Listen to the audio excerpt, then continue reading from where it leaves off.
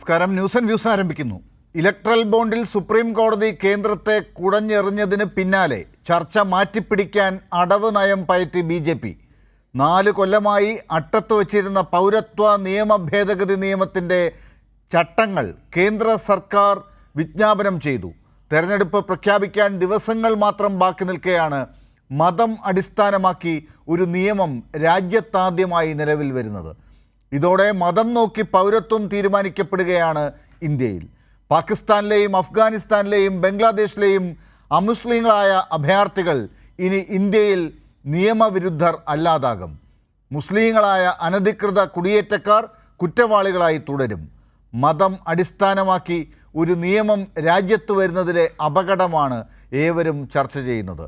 സംഘപരിവാറിൻ്റെ കയ്യിൽ രാജ്യാധികാരം ഏത് രീതിയിലാണ് വിഭജനത്തിൻ്റെ ഉപകരണമായി മാറുന്നത് എന്നത് എല്ലാ രാഷ്ട്രീയ പാർട്ടികളും ഗൗരവമായി കാണുന്നുണ്ടോ?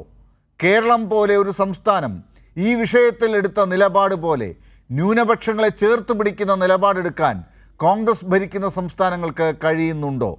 മതം പൗരത്വം നിർണയിച്ച് തുടങ്ങുമ്പോൾ ഉയരുന്ന ചോദ്യങ്ങൾ എന്താണ് എന്നാണ് ഇന്ന് ന്യൂസ് ആൻഡ് വ്യൂസ് ചർച്ച ചെയ്യുന്നത്. ചർച്ചയിൽ പങ്കെടുക്കുന്നവർ: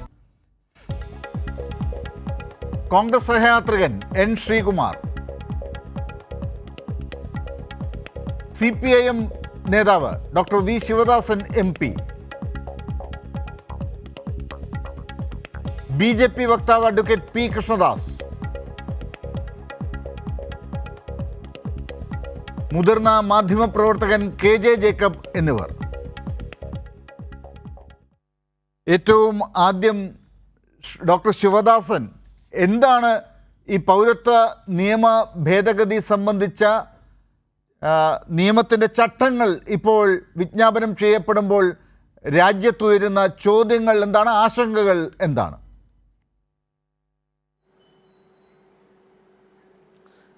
മതത്തെ അടിസ്ഥാനപ്പെടുത്തിക്കൊണ്ട് ഇന്ത്യയുടെ പൗരത്വം നിർണ്ണയിക്കപ്പെടുന്നു എന്നുള്ളതാണ് ഏറ്റവും അപകടകരമായിട്ടുള്ള ഒരു വിഷയം. ഇന്ത്യ എന്നുള്ളത് മതനിരപേക്ഷ രാജ്യമാണ്. ജനാധിപത്യം നിലനിൽക്കണമെങ്കിൽ മതനിരപേക്ഷത ആവശ്യമാണ്. മതനിരപേക്ഷതയില്ലാത്ത ജനാധിപത്യം എന്നുള്ളത് കേവലം പ്രസംഗിക്കാൻ മാത്രം ഉപയോഗിക്കാൻ പറ്റുന്ന ഒരു പദം മാത്രമായി മാറും. ഒരു രാജ്യത്തിൻ്റെ നിലനിൽപ്പ് ജനാധിപത്യവും മതനിരപേക്ഷതയും ചേരുന്നിടത്താണ്. അതാണ് ഇന്ത്യയെ ശക്തമാക്കുന്നത്. ഇവിടെ BJP ഇലക്ട്രൽ ബോണ്ടിൻ്റെ വിഷയത്തിലുണ്ടായിട്ടുള്ള തിരിച്ചടിയെ മറികടക്കുന്നതിന് വേണ്ടി, പ്രധാന ചർച്ചാ വിഷയത്തിൽ നിന്ന് മാറ്റിയെടുക്കുന്നതിന് വേണ്ടിയാണ് അവർ CAA ചട്ടം പെട്ടെന്ന് തന്നെ തട്ടിക്കൂട്ടി അങ്ങ് ഇംപ്ലിമെൻ്റ് ചെയ്യാൻ തീരുമാനിച്ചത്. കഴിഞ്ഞ 3-4 വർഷമായിട്ട് അതിനെക്കുറിച്ച് യാതൊരു സംസാരവും ഉണ്ടായിട്ടില്ല. ഉത്തർപ്രദേശിൽ ക്ഷേത്രനഗരി ഉണ്ടാക്കാൻ വേണ്ടി 85,000 രൂപ ചെലവഴിച്ചെങ്കിലും രാജ്യത്തെ ജനങ്ങൾക്കിടയിൽ അതൊന്നും ഒരു വിഷയമല്ലാതാവുകയും ജനങ്ങൾ തൊഴിലില്ലായ്മയെക്കുറിച്ചും BJPയുടെ മതാന്ധതക്കെതിരായിട്ടുമുള്ള മതവിദ്വേഷ പ്രചരണത്തിനെതിരായിട്ടുള്ള പ്രചരണങ്ങളിൽ വലിയ നിലയിൽ ഭാഗവാക്കാവുകയും കർഷകരും തൊഴിലാളിയും ഉൾപ്പെടെയുള്ള ജനവിഭാഗങ്ങൾ സമരം ശക്തിപ്പെടുത്തുകയും ചെയ്തുകൊണ്ടിരിക്കുന്ന ഒരു ഘട്ടത്തിൽ അതിനെയെല്ലാം മറികടക്കാൻ വേണ്ടി കൂടിയാണ് ഇത്തരത്തിൽ CAA ചട്ടമൊക്കെ രൂപീകരിച്ച് അവർ പെട്ടെന്ന് തന്നെ ഒരു ഉത്തരവിറക്കുന്നതിലേക്ക് വന്നിട്ടുള്ളത്. നിങ്ങൾ ആലോചിക്കുക, തെരഞ്ഞെടുപ്പ് പ്രഖ്യാപിക്കുന്നതിന് മണിക്കൂറുകൾ മാത്രമാണ് നമ്മുടെ മുമ്പിൽ ബാക്കിയായി നിൽക്കുന്നത്. അപ്പോൾ തെരഞ്ഞെടുപ്പിലേക്ക് പോകുന്നതിന് മുമ്പായിട്ട് ഈ രാജ്യത്തിലെ ജനങ്ങളുടെ മുഖ്യ ചർച്ചാ വിഷയത്തെ മാറ്റിമറിക്കണം. ഡീസലിൻ്റെ വിലവർദ്ധനവോ ഗ്യാസിൻ്റെ വിലവർദ്ധനവിനാൽ ഈ രാജ്യത്ത് ജനങ്ങൾ അനുഭവിക്കുന്ന ദുരിതത്തെക്കുറിച്ചോ ചർച്ച ചെയ്യരുത് എന്നവർ ആഗ്രഹിക്കുന്നു, ചർച്ചയാവരുത് എന്നവർ ആഗ്രഹിക്കുന്നു. അതിൻ്റെ ഭാഗമായിട്ടാണ് മതവിദ്വേഷ പ്രചരണത്തെ അവർ മുഖ്യ ചർച്ചാ വിഷയമായിട്ട് മാറ്റിക്കൊണ്ടിരിക്കുന്നത്. നേരത്തെ റിപ്പബ്ലിക് ചാനലിൻ്റെ എഡിറ്റർ അർണബ് ഗോഡ്സ്വാമിയുടെ ഒരു മെസ്സേജ് നമ്മളാകെ ചർച്ച ചെയ്തിട്ടുള്ളതാണ്. എന്തായിരുന്നു? പുൽവാമയിലെ അക്രമത്തെക്കുറിച്ച് മുൻകൂട്ടി പ്രവാചക തുല്യമായിട്ട് അദ്ദേഹം പറഞ്ഞിട്ടുള്ള കാര്യങ്ങൾ. എങ്ങനെയാണ് അദ്ദേഹത്തിന് ഈ വിവരങ്ങളെല്ലാം കിട്ടിയതെന്ന് ചോദിക്കാൻ രാജ്യത്തെ ഗവൺമെൻറ് തയ്യാറായില്ല. അദ്ദേഹത്തെ വിളിപ്പിക്കാൻ, ചോദ്യം ചെയ്യാൻ BJPയുടെ നേതൃത്വത്തിലുള്ള സർക്കാർ തയ്യാറായിട്ടില്ല. അവരുടെ അന്വേഷണ ഏജൻസികൾ തയ്യാറായിട്ടില്ല. ഇവിടെ കാണുന്നത് എന്താണ്? തെരഞ്ഞെടുപ്പിന് മുമ്പ് കലാപുണ്ടാക്കുക, തെരഞ്ഞെടുപ്പിന് മുമ്പ് യുദ്ധമുണ്ടാക്കാൻ പറ്റുമോ എന്ന് ആലോചിക്കുക, തെരഞ്ഞെടുപ്പിന് മുമ്പ് മതവിദ്വേഷ പ്രചരണം നടത്തുക, രാജ്യത്ത് കലാപുണ്ടാക്കുക, എന്നിട്ട് നിത്യ ജനജീവിത പ്രശ്നത്തെക്കുറിച്ച് ആളുകളെ നിശബ്ദരാക്കി മാറ്റുക, അല്ലെങ്കിൽ അവരുടെ ശ്രദ്ധയെ മറ്റൊരു രീതിയിലേക്ക് മാറ്റിക്കൊണ്ടുപോകുക എന്നുള്ളതാണ് BJP ആഗ്രഹിക്കുന്നത്. ഡോക്ടർ അതിന്റെ ശിവദാസൻ, അതായത് ഭാഗമായിട്ടാണ് ഇപ്പോ ഈ തെരഞ്ഞെടുപ്പ് നടക്കാൻ പോകുന്ന ഘട്ടത്തിൽ രാജ്യത്ത് രാഷ്ട്രീയ പാർട്ടികൾ തമ്മിൽ ഈ വിഷയത്തിൽ തർക്കിക്കണം. അതിൻ്റെ പേരിൽ രാജ്യത്ത് ഒരു കലാപം ഉണ്ടാകണം. എവിടെയും ഈ പേരിൽ, ഈ പറയുന്ന പൗരത്വ നിയമ ഭേദഗതിയുടെ പേരിൽ ഉള്ള സമരങ്ങൾ നടക്കണം. അത് വെച്ച് വോട്ട് കിട്ടുമോ എന്നുള്ളത് നോക്കണം. BJP ആഗ്രഹിക്കുന്നത് അതാണ്. ഇതാണോ CPIM ഇപ്പോൾ കാണുന്നത്? BJP കാണുന്നത് എന്താണെന്ന് വെച്ചാൽ, ഇലക്ട്രൽ ബോണ്ടിൽ 6600 കോടിയിലധികം രൂപ അവർ കോർപ്പറേറ്റുകളിൽ നിന്ന് ഇലക്ട്രൽ ബോണ്ടായിട്ട് വാങ്ങിയിട്ടുണ്ട്. അത് അവർക്കുണ്ടാക്കുന്ന ഈ വലിയ കുംഭകോണാണല്ലോ, അതിനെക്കുറിച്ച് ജനങ്ങൾ ചർച്ച ചെയ്യരുത്. ഇപ്പോൾ സുപ്രീം കോടതിയിൽ നിന്ന് SBIക്ക് കിട്ടിയിട്ടുള്ള ശകാര വർഷം ഉണ്ടല്ലോ, അതിന് കാരണക്കാർ ഇവർ തന്നെയാണല്ലോ. ജനങ്ങളത് ചർച്ച ചെയ്യുകയാണ്. തൊഴിലില്ലായ്മ അതിഭീകരമായി നിൽക്കുകയാണ്. രാജ്യത്തിൻ്റെ നാളിതുവരെയുള്ള ചരിത്രത്തിൽ സാക്ഷ്യം വഹിച്ചിട്ടില്ലാത്ത നിലയിലുള്ള തൊഴിലില്ലായ്മ. BSNL 2017 ശേഷം ഒരു നിയമനം പോലും നടത്തിയിട്ടില്ല. ഞാൻ സ്ഥാപനങ്ങളിലേക്ക് പോവുകയല്ല. വിലവർദ്ധനവ് അത് രാജ്യത്താകെ വലിയ നിലയിൽ ജനങ്ങളെ ബാധിക്കുകയാണ്. ഇന്ത്യയിൽ വിലവർദ്ധനവിൻ്റെ ശതമാനം ഏറ്റവും കുറഞ്ഞു നിൽക്കുന്നത് കേരളത്തിലാണ് എന്ന് രാജ്യത്തെ സാമ്പത്തിക റിപ്പോർട്ടുകളിൽ വിവിധ മാഗസിനുകൾ റിപ്പോർട്ട് ചെയ്തിട്ടുണ്ട്. അപ്പം വിലവർദ്ധനവിൻ്റെ പ്രതിസന്ധിയിലേക്ക് ജനങ്ങളെ എടുത്തെറിഞ്ഞിട്ടുള്ള ഒരു സർക്കാർ, ഇതൊക്കെ കാരണം BJP ചർച്ചയെ വഴിതിരിച്ചു വിടണം എന്ന് ആഗ്രഹിക്കുന്നു. തെരഞ്ഞെടുപ്പിൽ CAA, NRC തുടങ്ങിയ വിഷയങ്ങൾ മുഖ്യ ചർച്ചാ വിഷയമാവണം. ക്ഷേത്രത്തെക്കുറിച്ച്, പള്ളി പൊളിക്കേണ്ടതിനെക്കുറിച്ചൊക്കെയുള്ള മുദ്രാവാക്യങ്ങൾ മുഖ്യമായി കൊണ്ടുവരണം എന്നുള്ളതാണ് അവർ ആഗ്രഹിക്കുന്നത്. ഇക്കാര്യത്തിൽ CPIM എന്താണ് ചെയ്യുന്നത്? ഇക്കാര്യത്തിൽ CPM ഭരിക്കുന്ന ഒരു സർക്കാരാണ് ഇന്ത്യയിൽ എന്നുള്ളത്. അത് കേരളത്തിലെ സർക്കാരാണ്. കേരളത്തിലെ സർക്കാർ ഇതിനെ എങ്ങനെയാണ് കാണുന്നത്? ഈ ഘട്ടത്തിൽ രാഷ്ട്രീയമായി എന്താണ് CPMൻ്റെയും കേരള സർക്കാരിൻ്റെയും ഒക്കെ നിലപാട്? CAA കുറിച്ച് കേരളത്തിൻ്റെ മുഖ്യമന്ത്രി വളരെ വ്യക്തമായിട്ട് തന്നെ പറഞ്ഞിട്ടുണ്ട്. ആസാമിൽ നേരത്തെ NRC നടപ്പിലാക്കുന്നതിൻ്റെ ഭാഗമായിട്ട് രജിസ്റ്റർ തയ്യാറാക്കിയപ്പോൾ അതിൽ 38 ലക്ഷം ആളുകൾ, അവിടുത്തെ 38 ലക്ഷം പൗരന്മാർ, ഇന്ത്യൻ പൗരന്മാർ ആ ലിസ്റ്റിൽ നിന്ന് പുറത്താക്കപ്പെട്ടു എന്നാണ് കണക്ക്. അതിൽ 28 ലക്ഷം ഹിന്ദു മതവിശ്വാസികളായിട്ടുള്ള ആളുകളായിരുന്നു, 10 ലക്ഷത്തോളം മുസ്ലിങ്ങൾ. BJP RSSൻ്റെ താല്പര്യത്തിനെതിരെ നിൽക്കുന്ന ആളുകളൊക്കെ ഇന്ത്യയുടെ സിറ്റിസൺഷിപ്പ് ഇല്ലാത്തവരാക്കി മാറ്റി തീർക്കാനാണ് അവർ ആഗ്രഹിക്കുന്നത്. ഇവിടെ ഇതിനകത്ത് തന്നെ മറ്റ് രാജ്യങ്ങളിൽ നിന്ന് എന്ന് പറഞ്ഞാൽ ബംഗ്ലാദേശും പാകിസ്ഥാനും അഫ്ഗാനിസ്ഥാനും ഉൾപ്പെടെയുള്ള രാജ്യങ്ങളിൽ നിന്ന് ഇന്ത്യയിലേക്ക് വരുന്ന മുസ്ലിം അല്ലാത്ത ആളുകൾക്ക് പൗരത്വം നൽകാമെന്നാണ് ഇവർ പറഞ്ഞിരിക്കുന്നത്. പൗരത്വത്തെ അടിസ്ഥാനം മതമാക്കി തീർക്കുകയാണ്. അങ്ങനെ മതമാക്കി തീർക്കുമുണ്ടാവുന്ന വിഷയങ്ങളെക്കുറിച്ച് നാം ചർച്ച ചെയ്തിട്ടുള്ളതാണ്.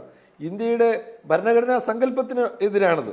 ഇവിടെ എന്താണ്, മതം മാത്രമല്ല പീഡിപ്പിക്കപ്പെടുന്നതിൻ്റെ കാരണം, മതത്തിനപ്പുറത്ത് പല കാരണങ്ങളാൽ ആളുകൾ പീഡിപ്പിക്കപ്പെടുന്നുണ്ട്. പാകിസ്ഥാനിൽ മുസ്ലിം ജനവിഭാഗത്തിൻ്റെ ഇടയിൽ തന്നെ ഭരണപക്ഷത്തിൻ്റെ എതിർപക്ഷത്തുള്ള മേധാവിത്വമുള്ള മതവിഭാഗത്തിന് എതിർഭാഗത്തുള്ള മതവിശ്വാസികൾ വലിയ നിലയിൽ പീഡിപ്പിക്കപ്പെടുകയല്ലേ? ഇറാനിൽ, ഇറാഖിൽ, എവിടെയെല്ലാം നമ്മൾ ഒരേ മതവിശ്വാസത്തിൽപ്പെട്ടവർ തന്നെ മതരാഷ്ട്രത്തിനകത്ത് തന്നെ പീഡിപ്പിക്കപ്പെടുന്നതിൻ്റെ വാർത്തകൾ കാണുന്നു. മതരാഷ്ട്രമായതുകൊണ്ട് ആ മതത്തിൽ വിശ്വസിക്കുന്ന എല്ലാവരും സുരക്ഷിതരാണ് എന്നുള്ളതൊന്നുമല്ലോ സന്ദേശം. അപ്പോൾ ഇങ്ങനെ പീഡിപ്പിക്കപ്പെടുന്ന ആളുകൾക്ക്, ഈ രാജ്യത്തിലേക്ക് എത്തിപ്പെടുന്ന ആളുകൾക്ക് സംരക്ഷണം കൊടുക്കുക എന്നുള്ളതാണെങ്കിൽ മതം എന്നുള്ളത് അവിടെ വ്യവസ്ഥ വെക്കേണ്ടത്. ശരി, ശിവദാസിലേക്ക് വരാം. ചെറിയൊരു പ്രശ്നമുണ്ട് അവിടെ. ശ്രീ N. ശ്രീകുമാർ, കോൺഗ്രസിനെ നല്ലവണ്ണം മനസ്സിലാക്കി മുന്നോട്ട് പോകുന്ന ഒരു മുതിർന്ന മാധ്യമപ്രവർത്തകനും കോൺഗ്രസ് സഹയാത്രികനും കൂടിയാണല്ലോ ശ്രീ N. ശ്രീകുമാർ. ഇവിടെ ഞാൻ ഡോക്ടർ ശിവദാസിനോട് ചോദിച്ചു വന്നത്, എന്താണ് ഇടതുപക്ഷം, CPM ഈ പൗരത്വ ഭേദഗതി നിയമത്തിൻ്റെ ചട്ടങ്ങൾ വരുമ്പോൾ കാണുന്ന അപകടങ്ങൾ എന്നാണ്. അക്കാര്യത്തെ എങ്ങനെയാണ് അവരുടെ സ്വാധീനമുള്ള മേഖലകൾ എങ്കിലും അവർ നേരിടുന്നത്, അവരുടെ നിലപാടെന്ത് എന്നാണ്. ഈ രാജ്യം ഭരിച്ച പാർട്ടി, ഒരുപാട് കാലം ഭരിച്ച പാർട്ടി, അടുത്തത് ഭരണത്തിലേക്ക് പോകുമ്പോൾ നേതൃത്വം കൊടുക്കാൻ തങ്ങളാണ് മുമ്പിലുള്ളതെന്ന് അവകാശപ്പെടുന്ന പാർട്ടി ഇപ്പോഴും പല സംസ്ഥാനങ്ങളിലും ഭരണത്തിൻ്റെ വക്കത്ത് നിൽക്കുകയോ ചില സംസ്ഥാനങ്ങൾ ഭരിക്കുകയോ ചെയ്യുന്ന പാർട്ടി, അതാണ് കോൺഗ്രസ് പാർട്ടി. ഈ പൗരത്വ ഭേദഗതി നിയമത്തിൻ്റെ ആശങ്കകൾ ഇതേപോലെ തന്നെ പങ്കുവെക്കുന്നുണ്ടോ? അവർ ഈ രീതിയിൽ തന്നെയുള്ള നിലപാടുകളുമായി മുന്നോട്ട് പോകുന്നുണ്ടോ?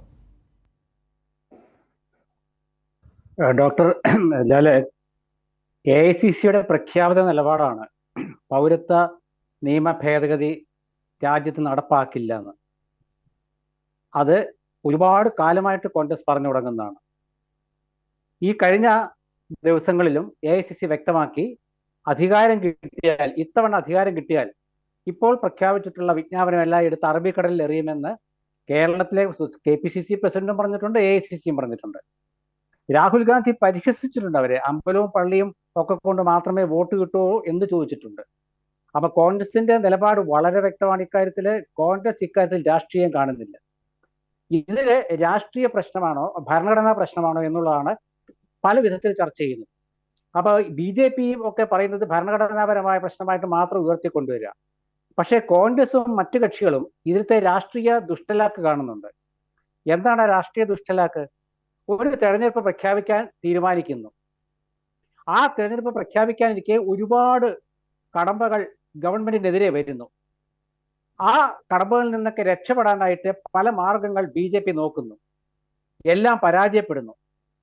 സുപ്രീം കോടതിയിൽ നട്ടലുള്ള ന്യായാധിപന്മാർ ഉള്ളത് കൊണ്ട് ഒരുപാട് കാര്യങ്ങളിൽ സത്യസന്ധമായ ഉത്തരവുകൾ ഉണ്ടാകുന്നു. അതിനിടയ്ക്ക് അയോധ്യയിൽ ക്ഷേത്രം നിർമ്മിച്ച് അതൊരു രാഷ്ട്രീയ അജണ്ടയാക്കി മാറ്റുന്നു. പക്ഷെ അത് പരാജയപ്പെടുന്നു. ഹൈന്ദവ വിശ്വാസികൾ പോലും അതിലത്തെ രാഷ്ട്രീയത്തെ വേർതിരിച്ച് കാണുന്നു. ശങ്കരാചാര്യ മഠങ്ങളിലെ മഠാധിപന്മാർ അതിലത്തെ രാഷ്ട്രീയം വേർതിരിച്ച് കാണുന്നു. ഈ ഒരു അവസ്ഥ വരുമ്പോൾ ഹിന്ദുക്കളിൽ കൂടുതൽ വിശ്വാസ്യത വർദ്ധിപ്പിക്കാൻ ആയിരിക്കാം ഒരു പക്ഷേ ഇപ്പോൾ വിജ്ഞാപനം പുറപ്പെടുവിച്ചത്. ഈ വിജ്ഞാപനം പുറപ്പെടുവിക്കുമ്പോൾ ഗവൺമെന്റ് ഒരുപാട് കാര്യങ്ങൾ ചെയ്യേണ്ടതായിട്ടുണ്ട്. ഇതൊരു നാഷണൽ പൗരത്വ രജിസ്റ്റർ വേണ്ടേ? അത് ആസാമിൽ നടപ്പാക്കിയിട്ടുണ്ടാക്കിയ പുരുവാലൊക്കെ നമുക്കറിയാം. ആ രജിസ്റ്റർ ഉണ്ടാക്കണ്ടേ? എന്നിട്ട് അങ്ങനെ ഒരുപാട് വിഷയങ്ങളിൽ വരുന്നുണ്ട്. അപ്പൊ പെട്ടെന്നൊരു വിജ്ഞാപനം ഇറക്കിയിട്ട് ഗവൺമെന്റ് എന്താ ഉദ്ദേശിക്കുന്നത്? അപ്പോൾ നമ്മൾക്ക് വ്യക്തമായി കാണാൻ പറ്റും. ഇന്ന് സ്റ്റേറ്റ് ബാങ്ക് ഓഫ് ഇന്ത്യയുടെ ഉത്തരവ് ഹൈക്കോടതി വകുപ്പിൽ ഹാജരാക്കി. അവരെ വിളിച്ചു സുപ്രീം കോടതി. ഇന്ന് ഹാജരാക്കിയില്ലെങ്കിൽ നടപടി നേരിടേണ്ടി വരും എന്ന് പറഞ്ഞപ്പോൾ കൊണ്ട് ഹാജരാക്കി. ഇങ്ങനെ ഒരുപാട് വിഷയങ്ങളുണ്ട്. നേരത്തെ തെരഞ്ഞെടുപ്പ് കമ്മീഷൻ രാജിവെച്ച പ്രശ്നങ്ങൾ, അങ്ങനെ ഒരുപാട്. ഈ NRC നടപ്പിലാക്കണം എന്നാണോ കോൺഗ്രസിന്റെ നിലപാട്? അത് നടപ്പിലാക്കിയ സ്ഥലമുണ്ട് ഇവിടെ. ആസാമിലൊക്കെ നടപ്പിലാക്കിയിട്ട് എന്ത് സംഭവിച്ചു എന്നതിന്റെ ഒരു ദുരന്തവും കൂടി ഇപ്പോൾ നമ്മൾ അനുഭവിച്ചുകൊണ്ടിരിക്കുകയാണ്. അല്ല, NRC നടപ്പാക്കുക എന്നുള്ളത് NRC ആണെങ്കിൽ ആസാമിൽ എന്താ NRCയിൽ പ്രശ്നം വന്നേ? സുപ്രീം കോടതിയുടെ ഒരു നിർദ്ദേശപ്രകാരമാണ് NRC അവിടെ കൊണ്ടുവന്നത്. അപ്പോൾ അവിടെ BJP ഉദ്ദേശിച്ച രീതിയിലല്ല അവിടുത്തെ രജിസ്ട്രേഷൻ കഴിഞ്ഞത്. കാരണം ഒരുപാട് പേര് 10-20 ലക്ഷത്തില് ഏതാണ്ട് 10-18 ലക്ഷത്തോളം പേരൊക്കെ പുറത്തായപ്പോൾ അവരെ അതിലധികം ഹിന്ദുക്കളാണെന്നുള്ളൊരു പഠന റിപ്പോർട്ട് അവർക്ക് കിട്ടി. അതല്ല അവിടുത്തെ പ്രശ്നം ഉണ്ടായത്. അത് വേറൊരു വിഷയമാണ്. കാരണം ആസാമിലൊക്കെ പ്രശ്നം വരികയാണെങ്കിൽ 1985 ആസാം കരാർ തൊട്ട് നമുക്ക് ഇങ്ങോട്ട് എടുക്കേണ്ടി വരും. അതിനുശേഷമുള്ള ഗവൺമെന്റുകളുടെ നിലപാട് എടുക്കേണ്ടി വരും. അത് മതിക്കട്ടെ. പൗരത്വ ഭേദഗതി നിയമത്തെക്കുറിച്ചാണ് നമ്മൾ സംസാരിക്കുന്നത്. ഇന്ത്യയിലെ ഒരു മതേതര രാഷ്ട്രമാണ്. ഒരു മതേതര രാഷ്ട്രത്തിൽ മതത്തെ അടിസ്ഥാനപ്പെടുത്തി എങ്ങനെ പൗരന്മാരെ നിശ്ചയിക്കുന്നു എന്നൊരു ചോദ്യമാണ് ഉന്നയിക്കപ്പെടുന്നത്. അതുകൊണ്ടാണ് ഞാൻ പറഞ്ഞത് ഭരണഘടനാ പ്രകാരമുള്ളതും രാഷ്ട്രീയമായ പ്രശ്നമെന്നും പറഞ്ഞത്. ഭരണഘടനാ പ്രകാരം എന്ന് പറയുമ്പോൾ നമ്മൾ ഒരുപാട് ആർട്ടിക്കിളൊക്കെ എടുത്ത് ഇങ്ങനെ ചർച്ച ചെയ്യുക. കാരണം BJP ഇപ്പോൾ അതാ കൊണ്ടുവരുന്നത്. ഒരുപാട് ആർട്ടിക്കിളിനെ കുറിച്ച് അവർ പറയുന്നുണ്ട്, ഇന്ന രീതി എന്നൊക്കെ. പക്ഷെ തുല്യത എന്നുള്ള ഒരു ആർട്ടിക്കിൾ ഉണ്ട്. 14-15 ഒക്കെ ആയിട്ട് ഇവിടെ കൃഷ്ണാശ്രമം നന്നായിട്ട് അറിയാതെ. തുല്യത, ആ തുല്യതയിലാണ് നമ്മുടെ പ്രശ്നം. അപ്പൊ കോൺഗ്രസ് അത് വ്യക്തമായിട്ട് തന്നെ പറഞ്ഞിട്ടുണ്ട്. ഇക്കാര്യത്തിൽ കോൺഗ്രസിന്റെ നിലപാട് സത്യസന്ധമാണ്. വോട്ട് കിട്ടാനുള്ള നീക്കമൊന്നുമല്ല. പൗരത്വ ഭേദഗതി നിയമത്തെ എതിരാണെന്ന് പറയുകയും അതിനെതിരെ സമരം ചെയ്തവർക്കെതിരെ കേസെടുത്തിട്ട് ആ കേസ് പിൻവലിക്കാതിരിക്കുകയും ചെയ്യുന്ന ഒരിരട്ടത്തപ്പൊന്നും കോൺഗ്രസിനില്ല. കോൺഗ്രസിനെ സംബന്ധിച്ചിടത്തോളം കോൺഗ്രസിന് ഒരു പ്രഖ്യാപിത നിലപാടുണ്ട്. ഈ നിയമം കോൺഗ്രസ് അധികാരത്തിൽ വന്നാൽ റദ്ദാക്കുന്നുള്ളത്. അതിൽ യാതൊരു മാറ്റവുമില്ല. പിന്നെ ഇതിൽ അത് കേരളത്തിൽ ഇപ്പോൾ താങ്കൾ കേരളത്തിലെ സർക്കാരിനെ കുറിച്ചാണ് ഒന്ന് കുത്തി പറഞ്ഞതെങ്കിൽ കേരളത്തിലെ സർക്കാർ ആ കാര്യം കൃത്യമായി തന്നെ പറഞ്ഞിട്ടുണ്ട്. ഇവിടെ ഒരു കാരണവശാൽ കേരളത്തിൽ നടപ്പിലാകാൻ പോകുന്നില്ല എന്ന് മുഖ്യമന്ത്രി പിണറായി വിജയൻ അത് ആവർത്തിച്ച് പറഞ്ഞിട്ടുണ്ട്. ആ വിശ്വാസം ഇവിടെയുള്ള പല വിഭാഗങ്ങൾക്കും ഉണ്ട് താനും. അതിനിടയിൽ ഈ പൗരത്വ ഭേദഗതിയെ സംബന്ധിച്ചുള്ള സമരത്തിന് പോയവരെ പേരിൽ കേസ് വന്നു എന്നുള്ളതാണ് നിങ്ങൾ പ്രചരിപ്പിക്കാൻ ശ്രമിക്കുന്നതെങ്കിൽ ഞാൻ ഇതിനിടയിൽ ഒന്ന് ഓർമ്മിപ്പിച്ചതാണ്. അതല്ലാതെ മറ്റേ അനേകം കുറ്റങ്ങളുടെ പേരിലുള്ള കേസുകൾ ഇവിടെ ഉണ്ട്. അതൊക്കെ ക്രമസമാധാനം നോക്കേണ്ടത് തന്നെയാണ്. പക്ഷേ ഈ പ്രശ്നത്തിലുള്ള നിലപാടാണ് അവിടെ ചർച്ചയാകേണ്ടതെന്നാണ് എനിക്ക് തോന്നുന്നത്. ഞാൻ തിരിച്ചു വരാം അങ്ങയിലേക്ക്. ഈ പറഞ്ഞ പ്രശ്നത്തിൽ ഡോക്ടർ ശിവദാസിന് മറുപടിയും പറയാനുണ്ടാകും. അതിലേക്ക് ഞാൻ തിരിച്ചു വരാം. പക്ഷെ അതിന് മുമ്പ് അഡ്വക്കേറ്റ് കൃഷ്ണദാസ് അവസാനിപ്പിച്ചോട്ടെ. അതായത് ഞാൻ ഈ കേസിന്റെ കാര്യം പറഞ്ഞത് ഏതാണ്ട് 835 കേസുകളിലെ 59 കേസുകളെ പിൻവലിച്ചിട്ടുള്ളൂ. ഈ കേസ് പിൻവലിക്കുന്ന LDF ഗവൺമെന്റ് 2021 തെരഞ്ഞെടുപ്പ് കാലത്ത് കൊടുത്ത വാഗ്ദാനമാണ്. ആ വാഗ്ദാനം പാലിക്കപ്പെടാത്ത കാര്യം ചൂണ്ടിക്കാണിക്കണ്ടേ? ഇത്തരം വിഷയം ചർച്ച ചെയ്യുമ്പോൾ അത് മാത്രമേ ഞാൻ ചൂണ്ടിക്കാണിച്ചുള്ളൂ. ശരി. അതിനെ സംബന്ധിച്ച വേറെ ശരി, അതിനെക്കുറിച്ച് മാത്രം ഒരു അഭിപ്രായം ശിവദാസിനോട് ചോദിക്കാൻ ഇപ്പോൾ സമയമില്ലാത്തതുകൊണ്ടാണ് ഞാൻ രണ്ടാമത് വരാം. അഡ്വക്കേറ്റ് കൃഷ്ണദാസ്, ഈ കാര്യത്തിൽ ഇപ്പോൾ എന്താണ് രാജ്യത്തെ പ്രധാനപ്പെട്ട പ്രശ്നം എന്നുള്ളതൊന്നും നിങ്ങൾക്കൊരു വിഷയമേ അല്ല. നിങ്ങൾക്കിപ്പോൾ ഏറ്റവും പ്രധാനപ്പെട്ട കാര്യം ഈ പൗരത്വ ഭേദഗതിക്ക് ചട്ടങ്ങൾ ഉണ്ടാക്കുക. 4.5 കൊല്ലം അട്ടത്ത് വെച്ചിരുന്ന സാധനമാണ്. അതിപ്പോൾ എടുത്തുകൊണ്ട് തെരഞ്ഞെടുപ്പിൻ്റെ തലേന്നാൾ എടുത്തു വെച്ച് പ്രയോഗിക്കുക. അപ്പോൾ നിങ്ങൾ ചെയ്യാത്ത കാര്യങ്ങൾ, ജനങ്ങൾക്ക് കിട്ടാത്ത കാര്യങ്ങൾ, ഇതൊക്കെ അവർ മറന്നുകൊണ്ട് ഇതിൻ്റെ പേരിൽ അടിവെച്ച് വിഭജനമുണ്ടായി, ആളുകൾ ധ്രുവീകരിക്കപ്പെട്ട് വോട്ട് കിട്ടും, നിങ്ങൾക്കങ്ങനെ 400 സീറ്റുകൾ നേടി വീണ്ടും അധികാരത്തിലേക്ക് വരാം. ഇതാണോ മനസ്സിലിരിപ്പ്?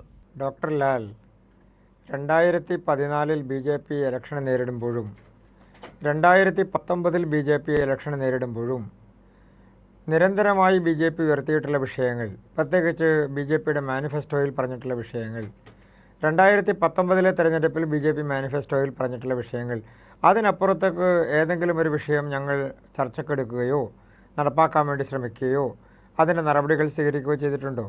ഇല്ലല്ലോ. BJP പ്രഖ്യാപിതമായി ഞങ്ങളുടെ രാഷ്ട്രീയപരമായിട്ടുള്ള നയത്തിൻ്റെ ഭാഗമായി പറഞ്ഞിട്ടുള്ള കാര്യങ്ങൾ മാത്രമാണ് ഈ കാലം അത്രയും നടപ്പാക്കിയതിൻ്റെ ഭാഗമായിട്ടുള്ളൂ. ഈ തെരഞ്ഞെടുപ്പിലെ പ്രധാനപ്പെട്ട ചർച്ചാ വിഷയം ഇതൊന്നുമല്ല. ഈ രാജ്യത്തെ ഗവൺമെൻറ് നടപ്പാക്കിക്കൊണ്ടിരിക്കുന്ന വികസന പദ്ധതികളും അതോടൊപ്പം തന്നെ കെടുകാര്യസ്ഥതയോടെ പ്രവർത്തിക്കുന്ന സംസ്ഥാന സർക്കാർ.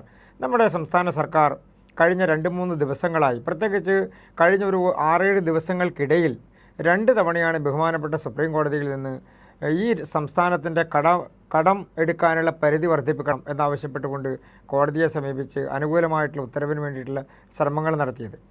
കേന്ദ്ര സർക്കാർ അനുകൂലമായിട്ടുള്ള നിലപാട് സ്വീകരിച്ചു. അതിന്റെ അടിസ്ഥാനത്തിൽ കേരളത്തിന് കടമെടുക്കാൻ കോടതി പറഞ്ഞപ്പോൾ, കോടതിയിൽ പോയി സർക്കാർ കേസ് കൊടുത്തപ്പോൾ അതിൽ പേടിച്ച് ഇപ്പോൾ നിങ്ങൾക്ക് കൊടുക്കേണ്ടി വന്നിരിക്കുന്നു എന്നുള്ളതല്ലാതെ നിങ്ങൾ സ്വയം ഇഷ്ടപ്പെട്ടൊന്നും കൊടുത്തതൊന്നും അല്ലല്ലോ. അല്ല, എന്ന് പറഞ്ഞാൽ നമ്മളുടെ ഈ പാനലിലിരിക്കുന്ന ആളുകൾ ലാൽ ചോദിക്കുന്ന ചോദ്യം കേട്ട് പേടിച്ചിട്ട് ഉത്തരം പറയുന്നു എന്ന് പറയുന്നത് പോലെ തന്നെയല്ലേ അത്? അങ്ങനെ ആർക്കെങ്കിലും പേടിയുണ്ടോ ഇവിടെ കാര്യങ്ങൾ സംസാരിക്കാൻ?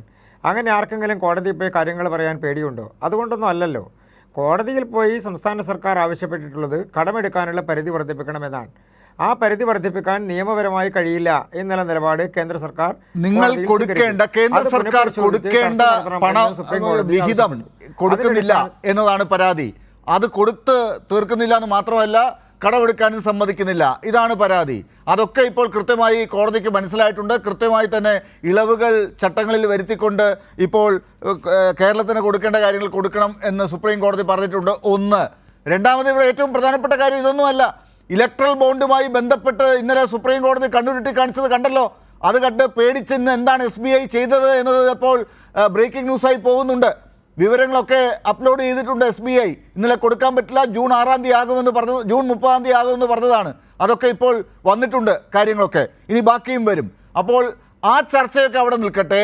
നിങ്ങൾ പ്രഖ്യാപിച്ച കാര്യങ്ങളൊക്കെ, മാനിഫെസ്റ്റോയിൽ പറഞ്ഞ മറ്റു പല കാര്യങ്ങളുണ്ട്, അതൊക്കെ ചെയ്യാത്തത് എവിടെയെന്ന് ജനം ചോദിക്കുന്നതിന് മുൻപ് അങ്ങോട്ട് എടുത്തിടുക ചില കാര്യങ്ങൾ. അതാണിപ്പോൾ ഈ പൗരത്വ ഭേദഗതി നിയമത്തിൻ്റെ പേരിൽ നടക്കുന്നത് എന്നാണ് CPM-ഉം കോൺഗ്രസും ഒക്കെ പറയുന്നത്.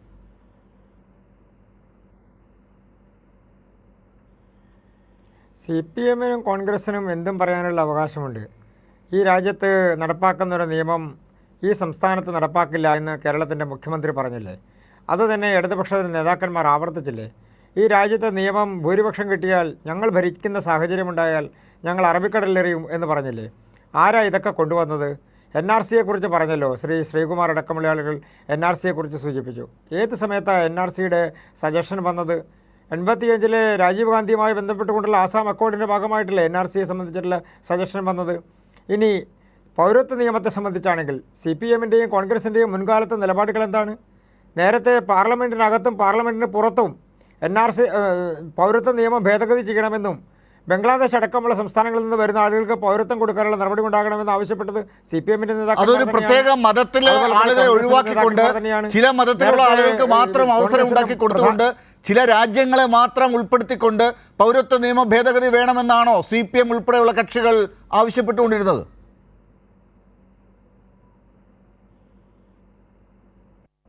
ഡോക്ടർ ലാൽ, നമ്മുടെ രാജ്യത്തെ പൗരത്വം കിട്ടാൻ വേണ്ടിയിട്ടുള്ള സിറ്റിസൺഷിപ്പ് എന്ന് പറയുന്ന നടപടി നടക്കുന്നത് ഭരണഘടനയുടെ ആർട്ടിക്കിൾ 5 മുതൽ 11 വരെയുള്ള നടപടികളുമായി ബന്ധപ്പെട്ടുകൊണ്ടാണ്. അതിൽ കൃത്യമായി ഏതൊക്കെ കാലഘട്ടങ്ങളിൽ ഇന്ത്യയിലേക്ക് വന്നവർ, ഏതൊക്കെ കാലഘട്ടങ്ങളിൽ നമ്മുടെ രാജ്യത്ത് പൗരന്മാരായി നിലനിൽക്കുന്നവർ, അവരുടെ മാതാപിതാക്കന്മാർ പൗരന്മാരായി നിൽക്കുന്ന ആളുകൾ, അതുമായി ബന്ധപ്പെട്ടുകൊണ്ടുള്ള വിവക്ഷ 5-ലും 6-ലും 7-ലും 8-ലും ഒക്കെ പറയുന്നുണ്ടെന്നേ. അതെ, അതിലെവിടെയാണ് മതം അടിസ്ഥാനമാക്കിക്കൊണ്ട് എവിടെയാണ് പൗരത്വം തീരുമാനിക്കപ്പെടുന്നത് ഇന്ത്യയുടെ ഭരണഘടനയിൽ?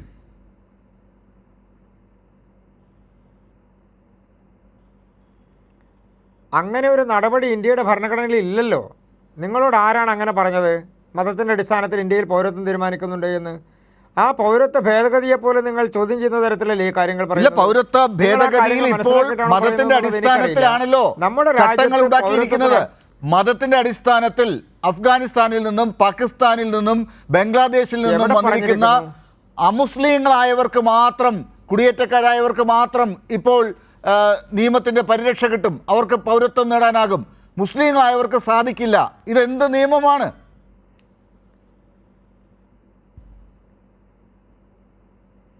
ലാലെ, ഞാൻ അതുകൊണ്ടാണ് സൂചിപ്പിച്ചത്, നമ്മുടെ രാജ്യത്ത് പൗരത്വത്തെ സംബന്ധിക്കുന്ന പ്രധാനപ്പെട്ട ഭരണഘടനാപരമായിട്ടുള്ള ചട്ടം എന്ന് പറയുന്നത് ആർട്ടിക്കിൾ 5-ലും 6-ലും 7-ലും 8-ലും 9-ലും ഒക്കെ പറയുന്നതാണ്. അതിൻ്റെ നടപടിക്രമങ്ങളുടെ ഭാഗമായിട്ടാണ് 1955 നമ്മളുടെ സിറ്റിസൺഷിപ്പ് ആക്ട് വരുന്നത്. അത് വന്നതിന് ശേഷം നമ്മുടെ രാജ്യത്ത് 4 രീതിയിൽ ലഭിച്ചുകൊണ്ടിരിക്കുന്ന പൗരത്വം, ആ പൗരത്വത്തിൻ്റെ സംവിധാനങ്ങൾക്ക് കഴിഞ്ഞ കുറേ കാലങ്ങളായി, പ്രത്യേകിച്ച് 1985 കാലഘട്ടങ്ങളിലും അതിനുശേഷം 90കളുടെ കാലഘട്ടങ്ങളിലുമെല്ലാം പാർലമെൻറ്റിൽ നടന്നിട്ടുള്ള ഡിബേറ്റുകൾ, നിരവധി സംഘടനകളിൽ നിന്നുണ്ടായിട്ടുള്ള ആവശ്യങ്ങൾ, നിരവധി രാഷ്ട്രീയ പാർട്ടികളിൽ നിന്ന് ഉയർന്നു വന്നിട്ടുള്ള ആവശ്യങ്ങൾ, CPM-ഉം കോൺഗ്രസും ഒക്കെ അതിൻ്റെ ഭാഗമാണെന്നേ.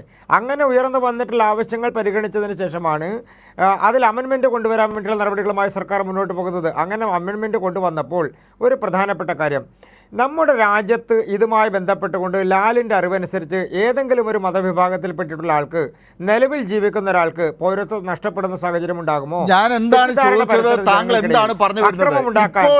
ഇപ്പോൾ ആർക്കെങ്കിലും പൗരത്വം നഷ്ടപ്പെടുന്നുണ്ടോ എന്നുള്ളതല്ല. നമ്മുടെ ഭരണഘടന പറഞ്ഞിരിക്കുന്ന അടിസ്ഥാനപരമായ തത്വങ്ങളെപ്പോലും അവഗണിച്ചുകൊണ്ട് മതത്തിന്റെ പേരിൽ ഒരു നിയമം ഉണ്ടാക്കുന്നു. ആ നിയമത്തിന്റെ പേരിൽ ഇവിടെ മതത്തിൽപ്പെട്ട ഒരു പ്രത്യേക മതത്തിൽപ്പെട്ട ആളിന് പൗരത്വം കിട്ടാതെ നാളെ ഇതൊരു ശീലമായി മാറും. ഇതിങ്ങനെ മുന്നോട്ട് പോവുകയാണെങ്കിൽ നാളെ ഇതൊരു ശീലമായി മാറും. നിങ്ങൾ ഉണ്ടാക്കുന്ന പല നിയമങ്ങളിലും മതം ഒരു അടിസ്ഥാന ഘടകമാക്കി കൊണ്ടുവരാമെന്നൊരു തോന്നൽ നിങ്ങൾക്കുണ്ടാകും. അതാണ് പ്രശ്നം. ആ ചിന്തയാണ് ഇതിനെ എതിർക്കാൻ രാഷ്ട്രീയ പാർട്ടികളെ, മറ്റുള്ളവരെ, BJP ഇതര സംഘപരിവാർ ഇതര രാഷ്ട്രീയ പാർട്ടികൾക്ക് പ്രേരണ ഉണ്ടാക്കുന്നത്.